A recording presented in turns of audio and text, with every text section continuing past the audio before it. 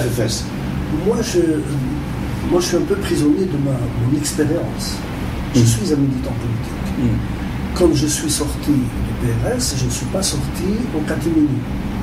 Je ne me suis pas retiré sur la pointe des pieds en partant, en me faisant oublier. Il y a eu cette voix, beaucoup de gens en fait. Moi, je suis sorti sur la base d'une rupture politique. J'étais en désaccord sur l'affaire de la lettre envoyée par Bobdef à Chadli Bejdid. Je n'étais pas le seul. J'ai accepté de me mettre en avant. Ensuite, ça a enclenché un processus de désagrégation du parti. C'était la deuxième grande crise, on ne va pas revenir là-dessus.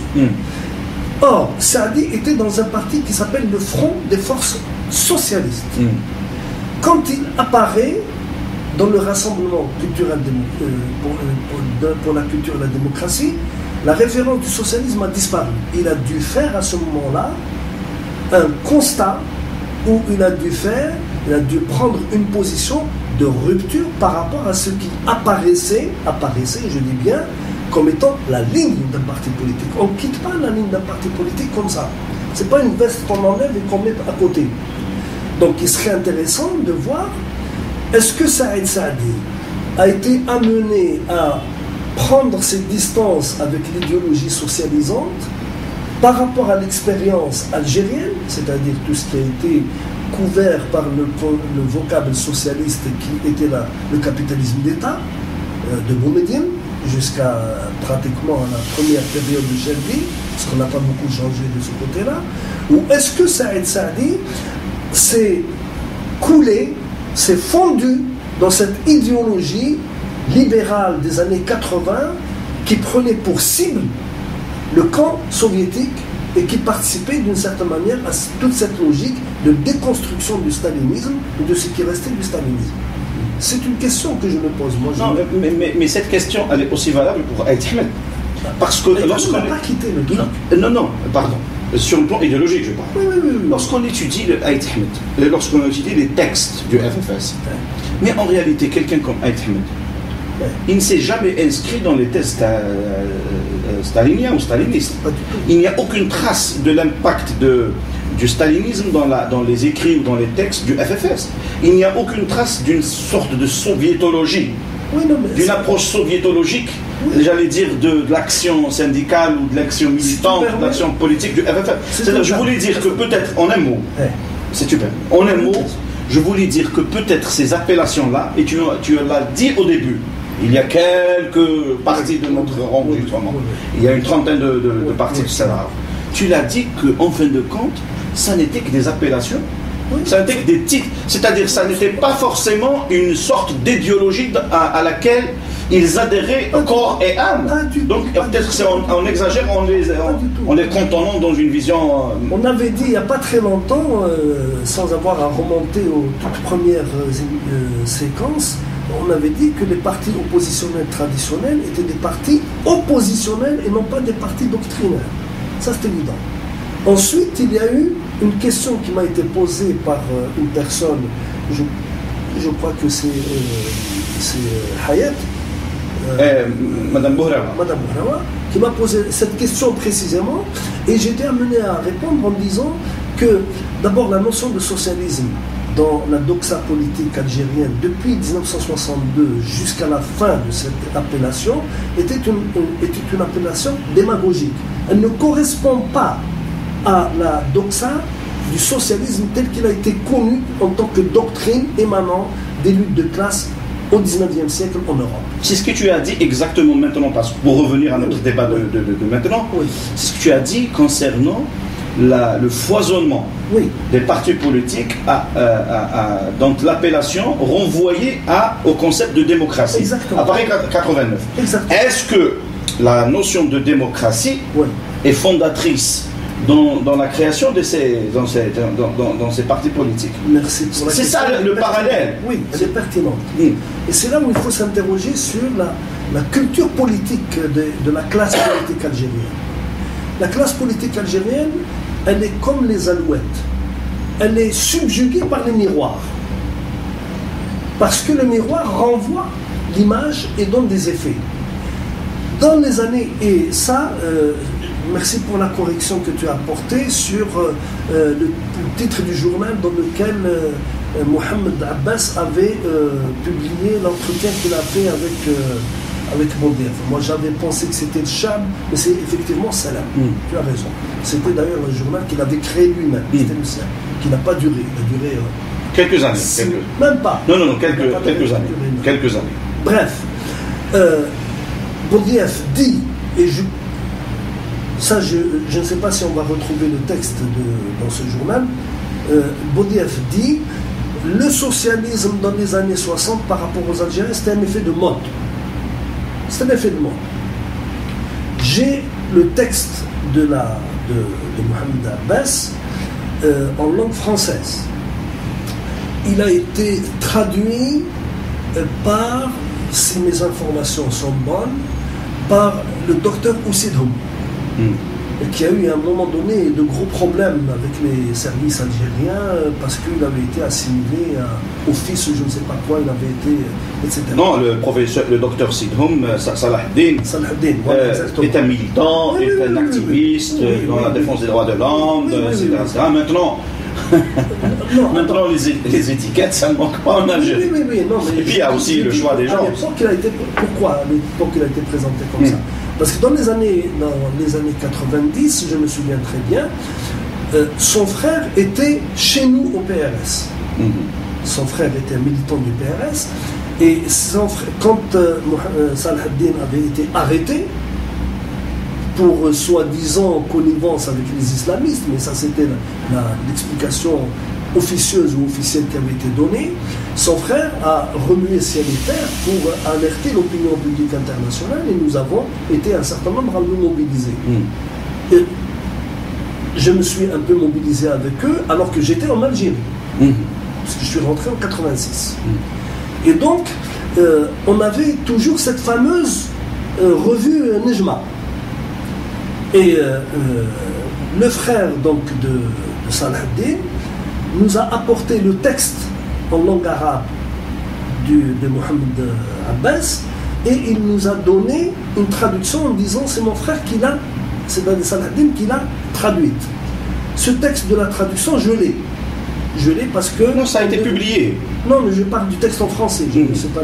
Non, les entretiens sont publiés. Toute l'œuvre d'Abbas a été publiée. Très bien. Donc les gens peuvent revenir à ce truc-là pour dire qu'il y avait un effet de mode. Je me demande si, en fait, il ne se passe pas exactement la même chose à partir de 1989. C'est-à-dire, on va prendre, comme on a pris l'image du socialisme en 1962, on va prendre un concept politique qui s'appelle la démocratie et on va essayer d'en faire une sorte de miroir aux alouettes pour attirer les gens.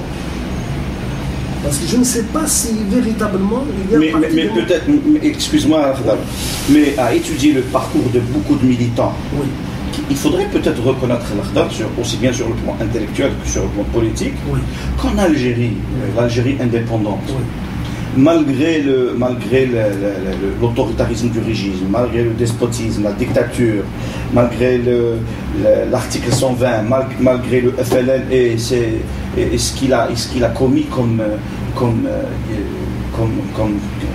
crimes moraux contre la nation. Il y a eu toujours des militants, des Algériens, des intellectuels, des avocats, des médecins, des femmes, des hommes, qui ont toujours milité pour la question démocratique. Cela veut dire que en réalité, ça n'était pas seulement un truc en vogue ou une mode qu'on vient de s'acquérir, etc. Quand même, il y a des militants. J'aimerais avoir ton assurance, parce que moi, je ne confonds pas entre la démocratie en tant que système politique et la liberté, parce que l'instinct de liberté existe chez tous les peuples, et chez les Algériens en particulier, qui en ont été privés pendant très longtemps, depuis déjà la période coloniale, et ça s'est perpétué. La liberté n'est qu'un élément composant de la démocratie. Il ne se substitue pas à la démocratie. La démocratie, c'est un système de gestion de la société, reposant fondamentalement sur l'égalité des droits et l'égalité des devoirs. Or, je peux te poser une question franche. Bien sûr, bien sûr. Toi, c'est juste pour illustrer ce que je viens de dire. Oui. Moi, je ne suis pas en train encore, nous ne sommes pas en train d'analyser le contenu des programmes politiques des partis politiques de 89. Moi, j'ai eu la chance de les connaître, de les lire, de les connaître. J'ai été moi-même dans un parti politique d'opposition qui s'appelait à l'époque le PRA, le Parti du Renouveau Algérien. J'ai eu à connaître toute la masse des partis politiques, toutes tendances confondues. Et il n'y a que deux personnalités algériennes, deux figures algériennes de l'époque et qui continuent jusqu'à maintenant que je n'ai pas rencontrées. Aït Ahmed, il a toujours été à l'étranger. On n'a pas eu cette chance donc de débattre directement avec lui, même si je connaissais de l'intérieur beaucoup de membres fondateurs, beaucoup de militants, de cadres du FFS, etc., les textes, etc. Et Ali Belhaj, qui, à l'intérieur du FIS, à mon avis, il était le plus authentique parmi tous les militants, pour la simple raison qu'il avait une vision fixe, figée, une idéologie, une conviction. Il l'a toujours défendu, il est resté comme ça. C'est-à-dire que même le débat avec Ali Belhaj de l'époque, je ne sais pas maintenant qu'est-ce qu'il est devenu, Ali Belhaj. Je ne sais pas après ce qui s'est passé, etc. Je ne sais pas qu'est-ce qu'il est devenu. Donc il n'y avait que Ali Belhaj et Aït Ahmed que je n'avais pas rencontré. Moi, je veux te poser une question sur cette question. Et sur ce point-là, et je voudrais que tu me répondes franchement. Toi, l'Akhdar Mouagel, c'est très important pour illustrer. Tu as été militant avant même que tu ne sois au PRS. Tu as milité par-ci par-là, d'une façon ou d'une autre, que ce soit dans un cadre associatif ou dans un cadre universitaire ou à titre d'étudiant, à titre de jeune, etc. Tu as adhéré au PRS. Le PRS, c'est le parti de la révolution socialiste. Est-ce que toi, tu as été socialiste, dans le sens socialisme du terme? Oui, bien sûr. Et est-ce que le fait que tu sois un socialiste, ça veut dire que tu n'as pas été un démocrate? Très bonne question. C'est important pour comprendre le comportement et l'attitude des gens qui sont nés après 89. Oui, bien sûr, bien sûr. Très bonne question. L'éventail de lecture du socialisme est très large.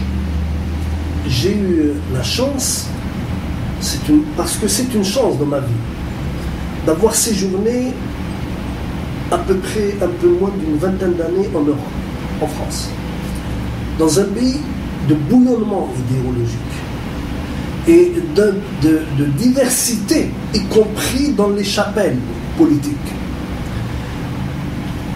Le socialisme qui était débattu en Europe au moment où j'ai débarqué, dans les années 70, se situait dans une tradition émanant de la social-démocratie du XIXe siècle, qui était un mouvement révolutionnaire, plus révolutionnaire que démocratique.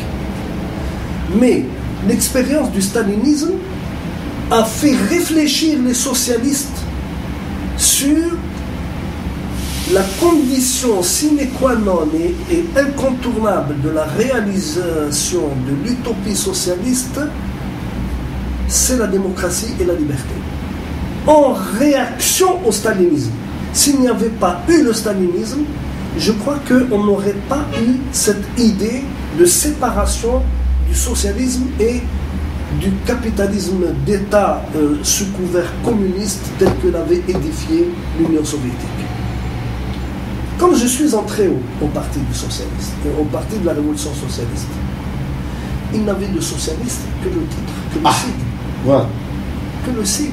Je l'ai dit encore ce matin, j'ai fait une réponse à quelqu'un qui avait... J'avais pas remarqué cette question et je l'ai, en relisant ce matin, je lui ai fait une sur Respublica 2. Je lui ai dit que Baudiaf parlait du socialisme mais ne savait pas ce que c'était. Parce que la formation de Baudiaf était une formation de militants révolutionnaires, d'activistes. C'était des gens qui ne lisaient pas. C'était des gens qui ne recouraient pas à la réflexion sur les expériences autres. Ils étaient obnubilés par la réalisation de l'objectif de la libération nationale. Tout le reste était secondaire. Ce qui fait que les rumeurs qui ont couru sont fondées sur la vie des 5 prisonniers qui consommaient essentiellement les romans polars et les romans à l'eau de rose. Arlequin était fondé. C'était fondé. Il lisait que ça. Il ne lisait que ça. Je ne sais pas si Ahmed lisait ça, je n'en sais rien. Mais Ahmed me semble qu'il avait une culture politique, Ahmed, parce que on se souvient qu'il avait fait le fameux rapport où il avait cité les grandes figures du socialisme.